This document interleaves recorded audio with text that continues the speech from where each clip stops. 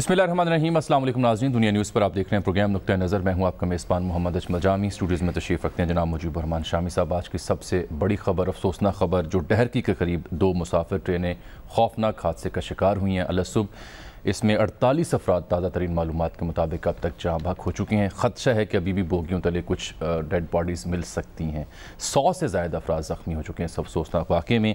सुबह 4 बजे करीब मिल्लत एक्सप्रेस जो है उसकी बोगियाँ उल्टी और दूसरी जानिब से आने वाली सर सैयद एक्सप्रेस उससे टकरा गई, जिसकी वजह से ये तसादुम ज़्यादा खौफनाक और होलनाक वाक़या हुआ। चीफ़ इंजीनियर रेलवे इसके मुताबिक 4 जून को उन्होंने एक मरासला लिखा था मुतल्लिका इंतज़ामिया को, रेलवे हुकाम को, कि इस इलाके में हादसे का ख़दशा है। कहा जाता है कि वो ट्रैक है जहाँ पर 13 मुख्तलिफ मकामात ऐसे हैं जहाँ खस्ता हाली का शिकार है ये ट्रैक, और हादसे की ख़दशा ज़ाहिर किया जा रहा था।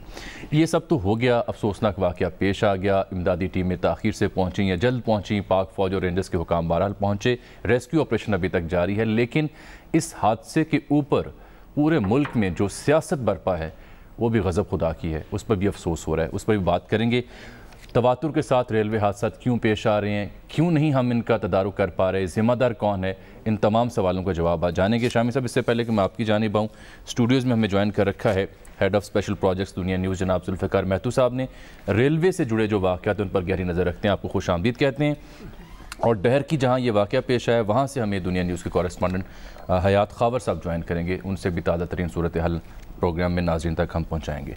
सबसे पहले ये कि इस साल कहा गया कि इब्तदाई 5 माह के दौरान कम तरीन हादसा पेश आए हैं, 23% कमी वाक़या हुई। रेलवे हुकाम की अपनी रिपोर्ट है, लेकिन अगर जब से पाकिस्तान तहरीक इंसाफ की गवर्नमेंट आई है उस पर हम नज़र दौड़ाएँ तो 2019 पाकिस्तान की रेलवे की तारीख का एक बदतरीन निस्बतन साल वाक़या हुआ। 100 से ज़ायद हादसा पेश आए थे। फिर 11 जुलाई 2019 को ही रहीम यार खान के करीब अकबर एक्सप्रेस मालगाड़ी से टकरा गई थी। 20 मुसाफिर तब जाँ भाग हुए और 60 ज़ख्मी हुए। 31 अक्टूबर 2019 का जिक्र करें तो तब भी रहीम यार खान में मुसाफिर ट्रेन में आग लगी थी और 74 अफराद हलाक हुए। तो एक लंबी तवील फहरिस्त है, लेकिन मुख्तसर ज़ायचा आपकी खिदमत पेश किया। शामी साहब, हादसा हो गया, अभी भी 5 अफराद मज़ीद मिले हैं, 43 तादाद थी, 48 हो चुकी। लेकिन जो कौमी असम्बली में हो रहा था, जो दिन भर प्रेस कॉन्फ्रेंस में होता रहा, कभी ख्वाजा सार रफ़ीक साहब जवाब दे रहे हैं, कभी आज़म सवाती साहब, यानी किसी को इस ट्रेजेडी की उतनी फ़िक्र नहीं थी कि कौन ज़िम्मेदार और कैसे रोकना इन वाक़यात को। पॉइंट स्कोरिंग इतराफ़ में फ़रीक़ैन के सर पर सवार थे। इंतहाई शर्मनाक मामला है। देखिए, एक तो हादसा हुआ, कितनी कीमती जानें चली गई, और हर रोज़ हादसे होते हैं। अभी तो कभी सड़क पे, कभी ट्रेन के हादसे होते हैं। जब भी आप सुबह उठ के मैं टेलीविज़न ऑन करता हूँ, लोग हलाकतों की खबर आती है। एक बस टकरा गई, खड्डे में गिर गई, वैन टकरा गई, कार के ऊपर ट्रक चढ़ गया, ट्रक से कारी टकरा, मतलब एक तूफान बदतमीजी बरपा है जी। मगर मजाल है किसी के कानों पे जूं रेंगे। हज़ारों लोग अपाहज हो जाते हैं, सैकड़ों लोग हर साल जो हैं वो हादसात की नज़र होते हैं, सड़क के हादसात जी। और कोई ताज़ीती बयान भी जारी नहीं करता, कोई उफ तक नहीं करता, कोई तहरीक इल्तवा पेश नहीं होती असम्बली में, कोई सो मोटर नोटिस नहीं लिया जाता, और बरसों से ये मामूल जारी है। और अभी ये जो है, यानी ये तो अब रिकॉर्ड कायम हो गया है कि 1 साल के दौरान कितने हादसे रेलवे के हो चुके हैं। भाई, हादसा हुआ है, आप कोई शर्म करें, कोई ज़ख्मियों की फ़िक्र करें, कोई जहाँ बहक होने वालों की फ़िक्र करें, वहाँ आके रिलीफ का काम करें, एक दूसरे को ब्लेम गेम। यानी कब तक जिम्मेदारी उस पर, इस पर, इधर उधर आयद करते रहे। 3 साल हो गए हैं हुकूमत आए वो PTI की। उसके बाद भी अगर हर मामले में ये होना है कि पुरानी हुकूमत ने किया, आप देखें ना, तो फिर आपने हुकूमत संभाली क्यों थी? एक तो ये हो गया नुक्ता। दूसरा ये कि इससे पहले PTI गवर्नमेंट से पहले खुद इमरान खान साहब वज़ीर आज़म कहा करते थे कि जनूबी कोरिया में कश्ती का हादसा हुआ, वज़ीर आज़म मुस्ताफ़ी हो गया। ये ट्रेन का वाक़या लोधरा का पेश आया था, उनकी बड़ी मशहूर ज़माना स्टेटमेंट हम रिपीट नहीं करेंगे। आज फवाद चौधरी साहब से जब यही पूछा गया तो वो कह रहे थे, देखें जी कि ये तो पुराना मामला है, बेतुकी बात है इस्तीफ़े का मुतालबा करना। ज़रा देखिए क्या कह रहे थे।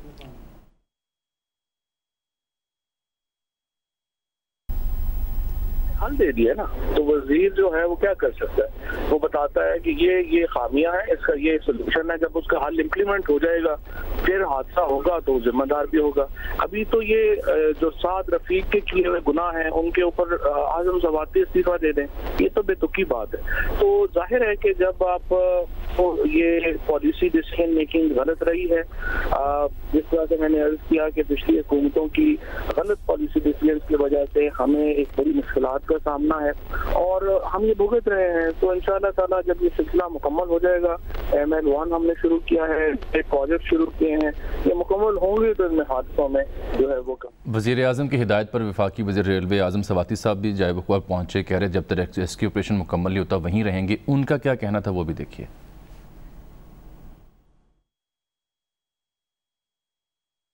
दुख होता है कि रेलवे के अंदर और रेलवे के बाहर एक बहुत बड़ा माफिया है। आज से नहीं 30 साल से जो है इस रेलवे को नचोड़ के उन्होंने खा लिया है। मैं फायर फाइटर जो है फायर फाइटिंग कर रहा हूँ पिछले 5 महीने से।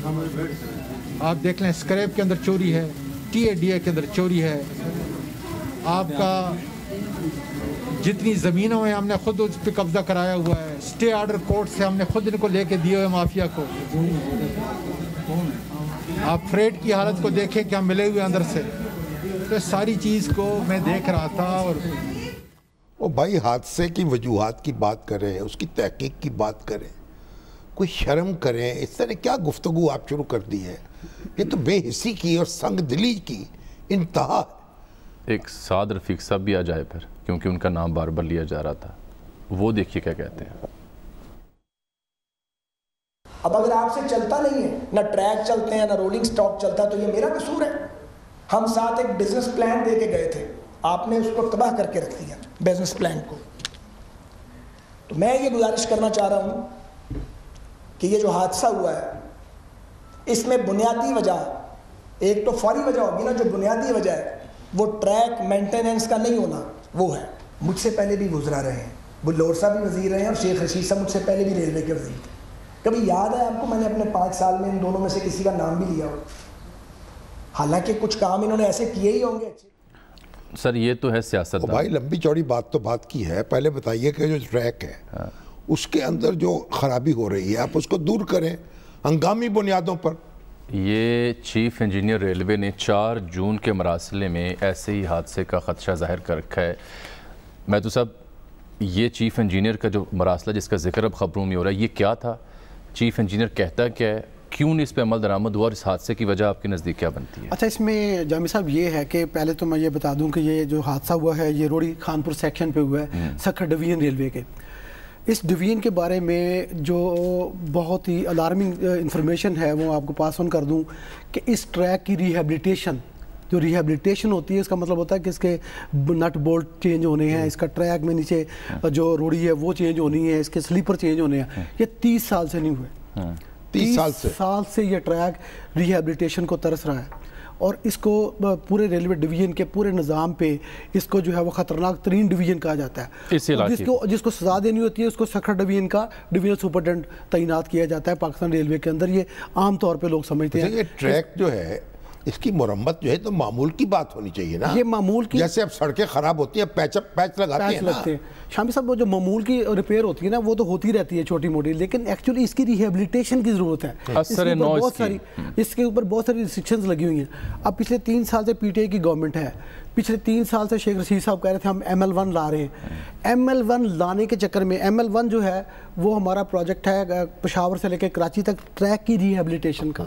तो कहते हैं कि जब ML1 में इस पे पैसा लग जाना है तो हमें इस पे पैसा लगाने की क्या जरूरत है? तो ख्वाजा साद रफीक के दौर में जो डेवलपमेंट का बजट होता था 41-42 अरब रुपया, इस साल वो 18.5 अरब रुपये है डेवलपमेंट का और अब तक 12 अरब खर्च हुए। और ML1 जो है वो भी कटाई में है। ML1 को तो अभी स्टार्ट का पता ही कोई नहीं ना, अभी तो उसके टेंडर प्लानिंग भी पूरी नहीं हुई। इसके साथ तो चीन की ताउन के बगैर तो इस पर on the floor of the house Fawad Chaudhry साहब ने ML1 का पता नहीं होना भी कि नहीं होना, अभी तो ये है। अच्छा सर रुकिएगा, इस पर फवाद चौधरी साहब ने on the floor of the house कुछ देर पहले ये कहा कि ये जो उनके दौर में मेंटेनेंस बजट 40-42 या 44 बिलियन रुपए था, तो उसकी वो वजह बताते हैं कि यही वजह है कि नैब में इंक्वायरियां भुगती जा रही हैं क्योंकि उस पर खुर्द बुर्द हुई थी, फिर तो कोई गलत इस्तेमाल कमाल हुआ था, ये वो कह रहे हैं, ये वो कह रहे हैं। तो खत्म हो गई बात। अच्छा, अगर आप साथ रहें, क्योंकि अभी थोड़ी सी रोशनी बाकी है, तो हम चाह रहे हैं कि नाज़रीन को दिखा सकें उस इलाके में अब हो क्या रहा है, रेस्क्यू ऑपरेशन कहाँ तक पहुँचा है। हयात खावर साहब, 5 मजीद बॉडीज़ मिली हैं, क्या तमाम अफराद को यहाँ से निकाल लिया गया है? ज़ख्मियों की तादाद क्या बनी है? रेस्क्यू ऑपरेशन कब तक मुकम्मल होगा? जी जामी साहब, रेस्क्यू ऑपरेशन जो है जारी है। पाक फ़ौज और रेंजर के जवान जो हैं वो भरपूर तरीके से हिस्सा ले रहे हैं और इनके साथ साथ जो है रेस्क्यू 1122 और उसके अलावा ज़िले इंतज़ामिया भी मौजूद है। और बात की जाए ज़ख्मियों की तो ज़ख्मी 100 से ज़्यादा तादाद में ज़ख्मी हैं जो मुख्तलिफ हॉस्पिटल के अंदर मुंतकिल की गई हैं। घोटकी, सखर और बाड़ो, मीरपुर मथेलो और रहीमिया खान शेख ज़दा अस्पताल में भी मुंतकिल किया गया है। तो उसके अलावा जो जाँ बहक अफराद हैं जो शहीद हो चुके हैं उनकी तादाद जो है वो अच्छी खासी हो गई है, 48 के करीब हो गई है और अभी ऑपरेशन जारी है। अभी भी पाक आर्मी से जब मेरी बात हुई तो उनका कहना था कि अभी खदशा है कि शायद मज़ीद कोई बाडियाँ जो हैं वो मलबे से निकलें, तो अभी मलबा हटाने की कोशिश की जा रही है। और मेरी अभी रेलवे हुकाम से भी बात हुई है तो रेलवे हुकाम का ये कहना है कि 2 से 3 घंटे के अंदर अंदर ट्रैक से मलबा हटाकर ट्रैक को बहाल कर दिया जाएगा। जी, तो अभी ये हमारी वज़ीर जो मुशीर हैं इतलात की, वो कह रही हैं कि सिंध हुकूमत कहीं नज़र नहीं आई रिलीफ के कामों में। क्या सिंध हुकूमत का कोई आदमी नहीं था? जी शामी साहब, यहाँ पे पाकिस्तान पीपल पार्टी के जो रहनुमा थे वो आए थे और सुहेल अनवर सियाल जो सूबाई मिनिस्टर है वो भी यहाँ पे आया था और उन्होंने यहाँ आकर मीडिया से बातचीत भी की है और उन्होंने कहा है कि सिंध हुकूमत हर हॉस्पिटल के अंदर हाई अलर्ट कर दिया गया है, हॉस्पिटल को इमरजेंसी नाफिज कर दी गई है और तमाम के अंदर तमाम सहूलियत दी जाएगी ज़ख्मियों को। और वह हमारे पास जो अदवायात हैं वो भी वाफिर मकदार में दस्तियाब हैं, तो यहाँ पर किसी को कोई परेशानी का सामना नहीं होगा। पाक फौज ने बात करता चलूं कि सिंध की पाक फौज की मुआवनत से लोग पहुंचाए जा रहे हैं ज़ख्मी जो हैं अस्पतालों में। शामी साहब, मैं आपको बहुत दिलचस्प बात आपको बताना चाहता हूं कि ये सुबह 3:30 बजे के करीब ये हादसा पेश आया है और उसके बाद सुबह सबसे पहले ये जो अहले इलाका लोग थे वो यहाँ पहुँचे हैं। रेस्क्यू और दीगर इदारे जो हैं वो तो तकरीबन 10 बजे के बाद ही यहाँ पे पहुँचे हैं और सब वो अहले इलाका जो है उन्होंने काफ़ी डेड बॉडियों को यहाँ से निकाला है और जो ज़ख्मी अफराद थे उनको मोटरसाइकिल के ऊपर उठाकर जो मकामी हॉस्पिटल थे वहाँ भी मुंतकिल किया है और यहाँ पर सारा दिन लंगर न्याज चलता रहा है और वो सारा तमाम जो किया है वो अहले इलाका ने किया है। और अभी तक भी जो पानी है, मिनरल वाटर है, वो अहले इलाका अपनी मदद आपके तहत वो मुख्तलिफ लोगों को जो वहाँ पे काम कर रहे हैं रेस्क्यू के उनको भी तकसीम किए जा रहे हैं और उसके अलावा जो खाना है वो भी तकसीम किया जा रहा है। तो ये मेरे ख्याल बहुत बड़ा क्रेडिट है जो अहले इलाका ने। बिल्कुल ठीक कह रहे हैं, ठीक कह रहे हैं आप, बिल्कुल ठीक कह रहे हैं। बहुत शुक्रिया आपका, उम्मीद है कि जल्द ये ट्रैक बहाल होगा। तो ये ऐसा सूरत हाल ताज़ा तो फिरदौस थी कि सिंध गवर्नमेंट नज़र नहीं आ रही। नहीं, एक और उन्होंने जुमला बोला जो अब सोशल मीडिया पे आ चुका है, लोग उस पर तबसरा कर रहे हैं, एहतियात करनी चाहिए। वो कह रही थी कि अल्लाह के फजल करम से इस साल का पहला हादसा है। कुछ कहना तो वो ये चाह रही थी कि जी हमने इतना कंट्रोल किया है कि हादसा नहीं हो रहे, लेकिन वो जुमला ऐसे अदा कर गई कि उस यानी हर शय में क्रेडिट लेने की जब कोशिश की जाती है तो फिर ये जुबान फिसलती है। डर की सखर से 104 किलोमीटर के फासले पर है और रहीम याखा से 80 किलोमीटर के फासले पर है और रहीम याखा में भी अच्छे अस्पताल मौजूद नहीं, वहाँ भी कुछ तो रहीम याखा भी ज़ख्मी गए हैं तो वहाँ से भी लोग जा सकते थे। हमारा पाक फौज ने, रेंजर्स ने बड़ा काम किया वो तो सुबह से जब से पहुँचे और उन्होंने ज़ख्मियों को निकाला है और दबे हुए लोग जो अभी तक दबे हुए हैं रेंजर से भी वहाँ पहुँचे हुए थे तो ये शख्सियत के और जो इलाके के लोगों ने जिस तरह सबूत दिया है अपने कमिटमेंट का, मोहब्बत का, ख़ुव्वत का, वो भी उसको भी खराज तहसीन पेश किया जाना चाहिए। तो महतो साहब आप आ जाते हैं इस ट्रैक का, बता रहे थे कि यहाँ पे किस कदर ये खस्ता हाली का शिकार है। अब ये मैं जामी साहब बता रहा था ना कि ये खस्ता हाल है, 30 साल से इसकी रिहेबिलिटेशन नहीं हुई। अच्छा, अब बात यह है कि आज जो हबीबुर रहमान गिलानी है, federal secretary railway chairman railway भी हैं, उन्होंने आज एक लेटर इशू किया है ताज़ा तरीन इस हादसे के बाद। 6 नुकाती वो लेटर है, उसकी कॉपी हमारे पास मोबाइल फ़ोन में है। जी, क्या कहते हैं वो? ये कहते हैं कि सीईओ को कहा है उन्होंने, निसार मेमन को, कि ये जो हादसा होते हैं इन तमाम के अब जिम्मेदार तुम होगे। इसकी इंक्वायरी किसको करवानी है, इसका सारा सिस्टम अब तुम्हारे हाथ में, तुम जवाब दोगे। दूसरे नंबर पे वो कहते हैं कि FGR इस हादसे की इंक्वायरी करे और कानून के मुताबिक मुझे रिपोर्ट दे। ये फ़र्क तैमूर गलज़ई वही हैं जिसकी चीफ इंजीनियर आप कह रहे हैं ना। एक्चुअली ये FGR हैं जिन्होंने ये कहा था कि DS रेलवे सखर तारिक लतीफ़ जो हैं वो इनकॉम्पिटेंट हैं, वो काम करने के काबिल नहीं है और वो मजबूर करते हैं ट्रेन के ड्राइवरों को कि वो उनकी डिवीजन में तेज़ रफ्तारी से गुजरें, ओवर स्पीड करें, जिसकी वजह से हादसा का एक खदशा है। ये 3 मई को उन्होंने लेटर लिखा है और उसकी बुनियाद पे फिर CO ने भी लिखा मिनिस्ट्री ऑफ रेलवे को कि इस DS को, बल्कि उन्होंने तो यहाँ तक लिखा कि ये DS जो ज़हनी तौर पर इसका ज़हनी तवाज़ुन दुरुस्त नहीं है। तो गिलानी साहब को लिखा होगा ना? गिलानी साहब को लिखा, उस वक्त नोटिस नहीं लिया उन्होंने कोई नोटिस नहीं लिया। आज उन्होंने कहा कि हाँ अब आप जो 3 साल से बजट रोका हुआ है कि ML1 होगी तो इस ट्रैक को रिहेबिलिटेट करेंगे। आज उन्होंने इस सारे लोगों के मरने के बाद गिलानी साहब ने ये लेटर में लिखा है कि सखर डिवीजन के ट्रैक की हंगामी मरम्मत का जब हुक्म दिया उन्होंने आज इस हादसे के बाद, आज यानी ये 50 अफराद जहां पर खोने थे 3-4 घंटे तो हंगामी 3-4 घंटे पहले लेटर जो इशू हुआ है वो उसकी कॉपी है मेरे पास। तो उन्होंने कहा कि हंगामी सर्वे करें और जहां जहां पे आप समझते खतरनाक है वहां पे आप इंजीनियरिंग रिस्ट्रिक्शन लगा दें। इंजीनियरिंग रिस्ट्रिक्शन की होती है शामी साहब कि उस रफ्तार को स्लो कर दें। ठीक, इंजन को वाले ड्राइवर को ये पता लग जाए कि ER लगी हुई है तो उसको वो 10-15-20 किलोमीटर फी घंटे की रफ्तार से उस ट्रैक से गुजारे। तो यानी मुस्तकिल हल कोई नहीं है, बस यानी ट्रैक नहीं ठीक करना, ट्रैक को सर्वे करें, ड्राइवर स्लो गुजरे वहां यानी इसको 30 साल से अब उनको मगर ये कहते हैं कि जी रिहेबिलिटेशन का फंड इसलिए नहीं दे रहे कि खुर्द-बुर्द होती है। खुर्द-बुर्द होती है। वेलकम बैक नाज़रीन, एक और इंतहाई अहम मौजू।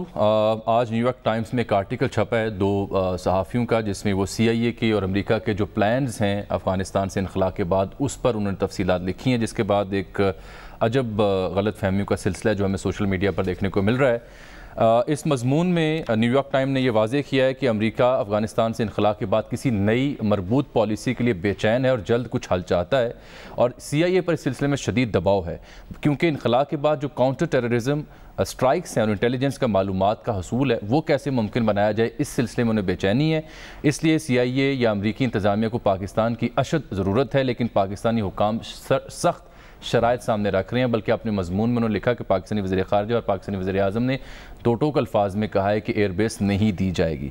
साथ ही रॉयटर्स ने आज एक मजमून लिखा जिसमें उन्होंने बताया है कि सूरत हाल अफ़गानिस्तान के कुछ ऐसे है कि पिछले आज कल के 24 घंटों के दौरान 150 से ज़ायद अफ़गान फ़ौजी हलाक हुए हैं तालिबान के साथ झड़पों में और चंद बरसों के अंदर अंदर तालिबान काबुल पर काबिज़ हो सकते हैं। और ये भी कहा न्यूयॉर्क टाइम्स के मजमून में कि CIA के चीफ गैर एलानी तौर पर पाकिस्तान के दौरे पर आए थे।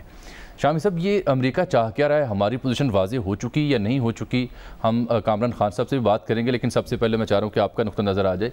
ये सूरत हाल बन क्यों ऐसी रही है कि अजब अजब कहानियाँ सामने आती हैं, अजब तफासीर सामने आती हैं? देखिए, अमेरिका अफ़गानिस्तान से रुखसत हो रहा है और तालिबान की हुकूमत उन्होंने ख़त्म की थी और उसके बाद जो ढांचा कायम हुआ था वहाँ, पहले अहमद करज़ई साहब थे, अब अशरफ गनी हैं। अब वहाँ अशरफ गनी की हुकूमत और तालिबान के दरमियान कोई यानी अफ़ाम तफ़हीम नहीं हो पा रही, कोई इत्तफ़ाक़ नहीं हो पा रहा कि आइंदा के रोड मैप पर।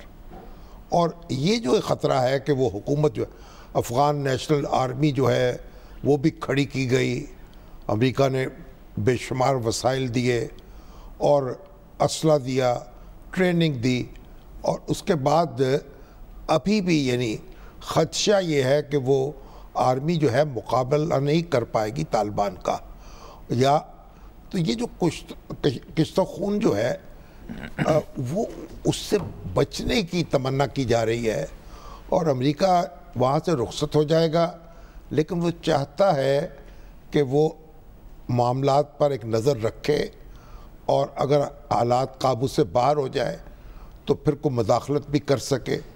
उसके लिए उसको पाकिस्तान के ताउन की ज़रूरत होगी और पाकिस्तान के लिए मुश्किल ये है कि ये ताउन उसे बहुत महंगा पड़ सकता है और ये कोई आसान बात नहीं है। मगर अब इस बारे में हमारे यहाँ एक मुख्तलिफ स्टोरीज़ आ रही हैं, अमेरिका में एक मुख्तलिफ स्टोरीज़ छप रही हैं और वहाँ ये कहा जा रहा है कि पाकिस्तानी हुक्काम इस पर राज़ी हैं, लेकिन शर्तें कड़ी हैं उनकी और यहाँ हमारे लिए जो है वो मुश्किल पैदा हो रही है। तो अब देखते हैं कि बल्कि देखें ना, पीपल्स पार्टी तो हुकूमत से अफगान सूरत हाल पर पार्लियामान में ब्रीफिंग लेने का मुतालबा कर रही है, और ये जो न्यूयॉर्क टाइम की स्टोरी जिसका आप हवाला भी दे रहे थे, उसमें वो बाकी मुतबादिल ऑप्शंस का जिक्र भी करते हैं कि जो सोवियत यूनियंस की रियासतें थी सेंट्रल एशिया, वहाँ अगर अमेरिका रुजू करता है तो वहाँ पुतिन साहब का प्रेशर आ सकता है उन रियासतों पर, शायद वो विलिंग ना हो उस तरह ताउन करने, और शायद उस तरह का ताउन न मिल सके।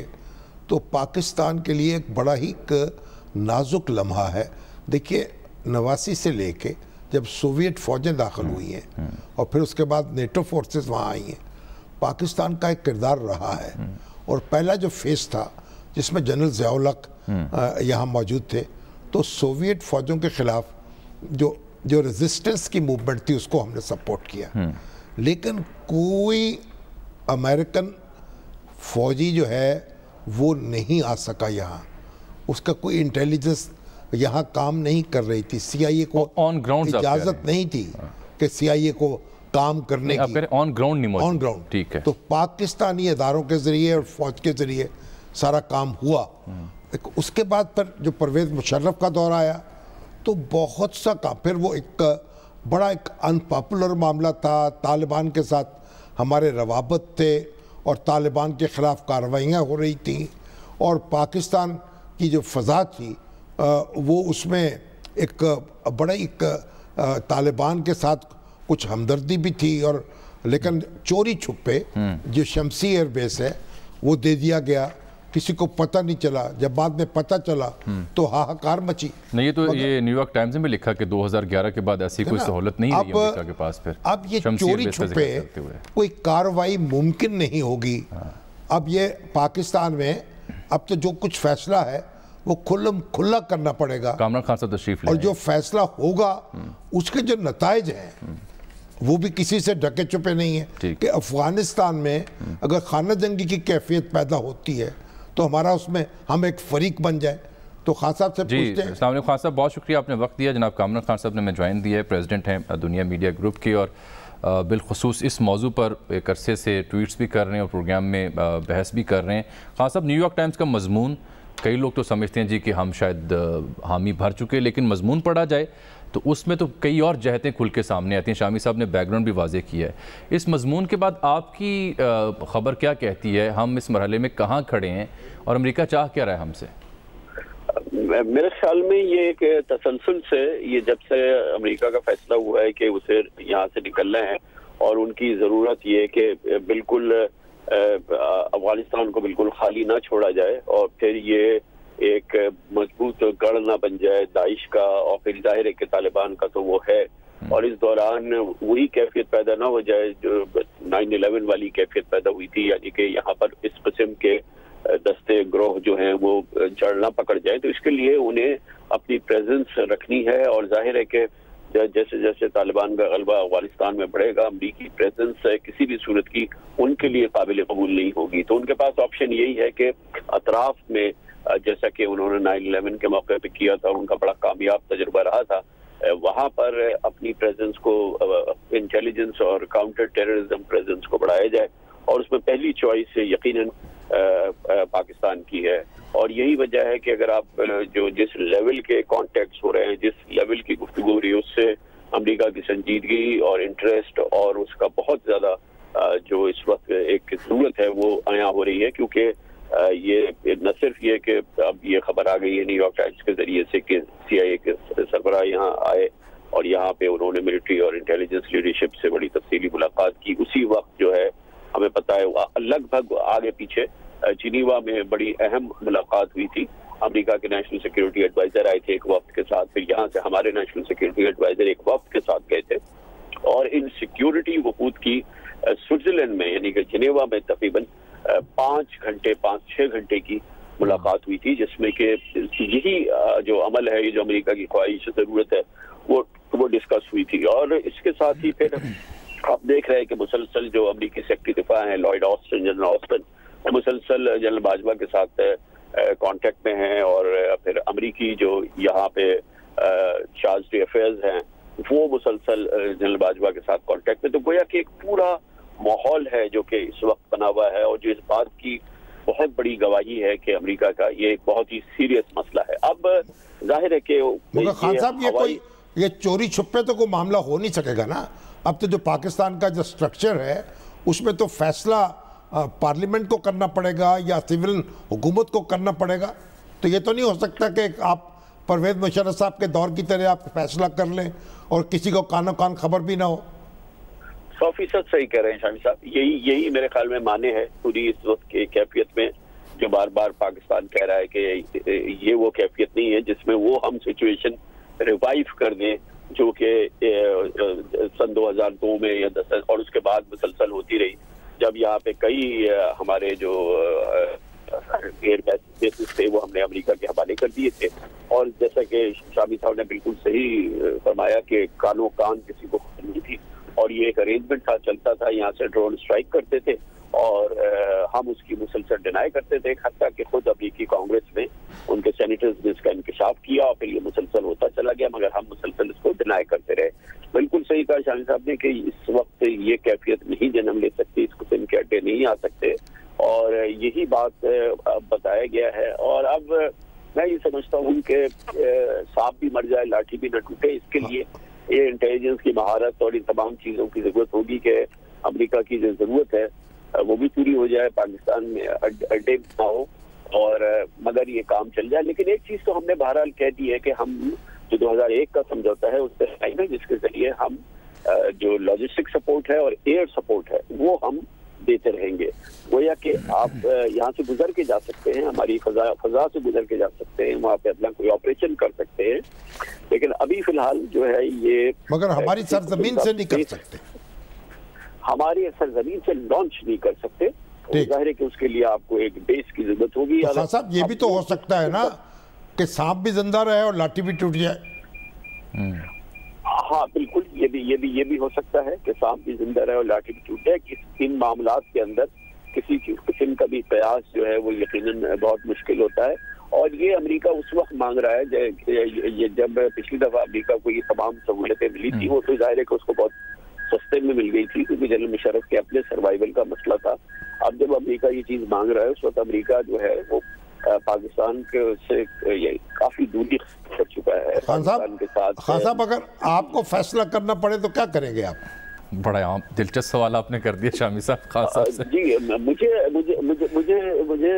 फैसला करना पड़े तो यकीनन मैं वही फैसला करूंगा जो इस वक्त ये हुकूमत कर रही है और जिसमें से कि वो एक राह ढूंढने की कोशिश कर रही है जिससे कि जो बेस्ट पॉसिबल पाकिस्तान के लिए हो सकता हो कि हम बगैर कोई ऑपरेशनल बेस दिए हुए ये मकसद हल हो जाए तो सही है। मगर इसमें बहुत बड़ा फर्क शामिल साहब जो हम अभी नहीं गिन रहे और जो जमीन और आसमान का फर्क है वो ये कि चीन हमारा एक अजीम दोस्त की हैसियत से सामने आ चुका है, CPEC चल रहा है, चीन की अमेरिका के साथ बड़ी जबरदस्त मुखासमत चल रही है।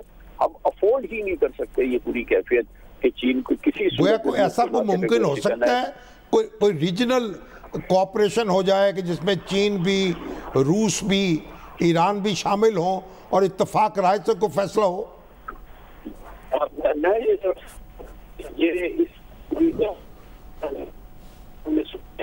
एक रीजनल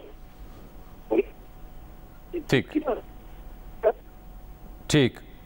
बहुत शुक्रिया जनाब कामरान खान साहब, तफसील से सूरत हाल पर उन्होंने अपना तबसरा पेश किया। शामी साहब ने बड़े अहम सवाल भी उठाए। अब सूरत हाल अफ़गानिस्तान की इस वक्त ये है कि इस इनखला की हंगाम वहाँ हो क्या रहा है। रॉयटर्स की स्टोरी जिसका मैंने जिक्र किया शामी साहब, वो कहते हैं 34 में से 26 सूबे ऐसे हैं अफ़गानिस्तान में जहाँ मुसलसल झड़पें हो रही हैं अफ़गानिस्तान में, जो तालिबान और दीगर मुतहारिब ग्रुप हैं उनकी और अफ़गान फोर्सेस की। पिछले 24 घंटों में 157 फ़ौजी अफ़गानिस्तान की फ़ौज के मारे गए हैं और जो ज़िला गौर है उसका शहर जो सूबा गौर है उसका शहर शाहराक वो कल फॉल हो गया है, तालिबान ने वहाँ पे कब्ज़ा कर लिया। तो इस हंगाम सूरत हाल होगी क्या, ये तो फिर देखिए जी तालिबान जो है। अच्छा सर वक्त भी ख़त्म हो रहा है और ये जो फ़ौज है ना नेशनल आर्मी उसकी भी सलाहियत का इम्तिहान है जी कि वो कैसे खड़ी रह सकती है। और पाकिस्तान जो है, पाकिस्तान के लिए फैसला करना आसान नहीं होगा। पाकिस्तान अपने हाथ जला ले उस आग में जो वहां भड़कने वाली है, एक बात।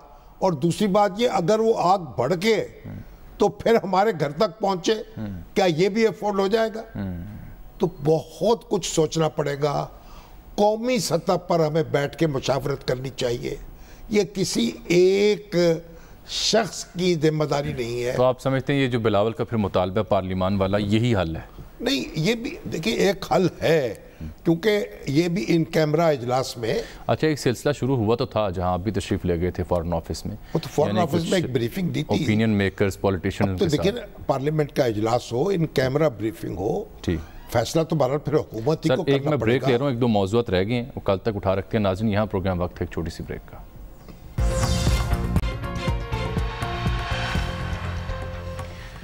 नाज़रीन, आज के लिए प्रोग्राम में इतना ही। आपसे मुलाकात होगी नए मौजूद के साथ कल। तब तक के लिए इजाज़त दीजिएगा। अल्लाह हाफ़िज़।